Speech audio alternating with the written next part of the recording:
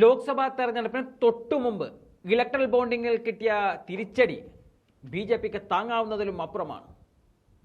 എല്ലാ നിയമങ്ങളെയും കാറ്റിൽ പറത്തി കോടികൾ ഇറക്കി കളിക്കാനായിരുന്നു ബി.ജെ.പി പദ്ധതി. എന്നാൽ സുപ്രീം കോടതിയെ സടകുടഞ്ഞ് എഴുന്നേറ്റതോടെ തെരഞ്ഞെടുപ്പിന് തൊട്ടുമുമ്പ് കിട്ടിയ തിരിച്ചടിയിൽ ബി.ജെ.പി ആകെ തകർന്നിരിക്കുകയാണ്. ഇതിന് പിന്നാലെ ഇപ്പോൾ പുറത്തുവരുന്ന മറ്റൊരു വാർത്ത ബി.ജെ.പിയുടെ തകർച്ച പൂർണ്ണമാക്കുകയാണ്. അത് ഗൗതം അദാനി ഗ്രൂപ്പുമായി ബന്ധപ്പെട്ടതാണ്. നമുക്കറിയാവുന്നതുപോലെ ബി.ജെ.പി അധികാരത്തിലിരുന്ന കഴിഞ്ഞ 10 വർഷം കൊണ്ട് ലോകത്താകമാനം തഴച്ചു വളർന്ന ബിസിനസ് വമ്പനാണ് ഗൗതം അദാനിയും അദാനി ഗ്രൂപ്പും. ഗുജറാത്തിൽ നിന്നുള്ള ഈ ബിസിനസ്സുകാരാണ് മോദിയെ ഗുജറാത്തിലും പിന്നീട് ഇന്ത്യയുടെ തലപ്പത്തും പിടിച്ചിരുത്താൻ ഫണ്ടിംഗ് നടത്തിയ വ്യക്തി. ലോക്സഭാ തെരഞ്ഞെടുപ്പ് പ്രഖ്യാപിച്ചതിന് പിന്നാലെ അദാനിയെ കൂച്ചിവിലങ്ങിട്ട് പൂട്ടിയിരിക്കുകയാണ് അമേരിക്ക. അദാനി ഗ്രൂപ്പിനും ഗൗതം അദാനിക്കുമെതിരെ അന്വേഷണം വ്യാപിപ്പിച്ചു എന്ന റിപ്പോർട്ടാണ് ഇപ്പോൾ അമേരിക്കയിൽ നിന്നും പുറത്തു വരുന്നത്. അദാനി ഗ്രൂപ്പ് അതിന്റെ പദ്ധതികൾ നടപ്പിലാക്കുന്നതിനായി കൈക്കൂലി നൽകിയോ തുടങ്ങിയ കാര്യങ്ങളിൽ വിപുലമായ അന്വേഷണം അമേരിക്ക ആരംഭിച്ചതായി അവിടെ നിന്നുള്ള വാർത്താ ഏജൻസികൾ റിപ്പോർട്ട് ചെയ്യുന്നുണ്ട്.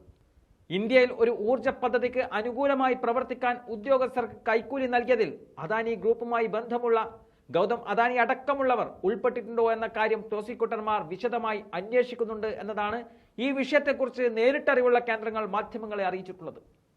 ന്യൂയോർക്ക് ഈസ്റ്റേൺ ഡിസ്ട്രിക്റ്റിലെ US അറ്റോർണി ഓഫീസും ജസ്റ്റിസ് ഡിപ്പാർട്ട്മെന്റിന് കീഴിലുള്ള വഞ്ചന കുറ്റങ്ങൾ അന്വേഷിക്കുന്ന വിഭാഗവും ചേർന്നാണ് ഈ വിഷയത്തിൽ അന്വേഷണം നടത്തുന്നത്.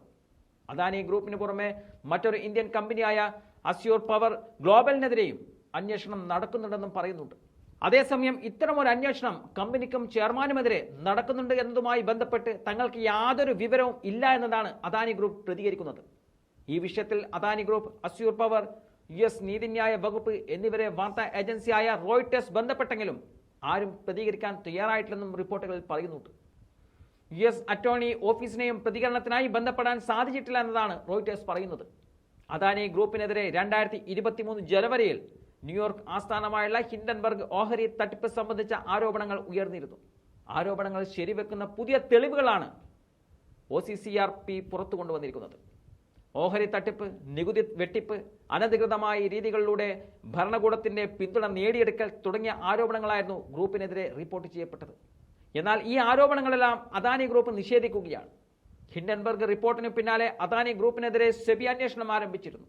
സെബിക്ക് പുറമെ മറ്റൊരു ഏജൻസി അദാനി ഗ്രൂപ്പിന്റെ പ്രവൃത്തികളെക്കുറിച്ച് അന്വേഷണം നടത്തണമെന്ന് ആവശ്യപ്പെട്ട് സുപ്രീം കോടതിയിൽ ഹർജി വന്നെങ്കിലും അദാനിക്ക് ആശ്വാസമേകി സെബിയുടെ അന്വേഷണത്തിൽ വിശ്വാസം അർപ്പിക്കുകയായിരുന്നു കോടതി.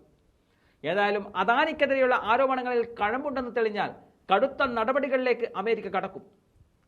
അത് ഏറ്റവും തിരിച്ചടി നൽകുന്നത് മോദിക്കും BJPക്കുമായിരിക്കുമെന്ന കാര്യത്തിൽ യാതൊരു തർക്കവുമില്ല.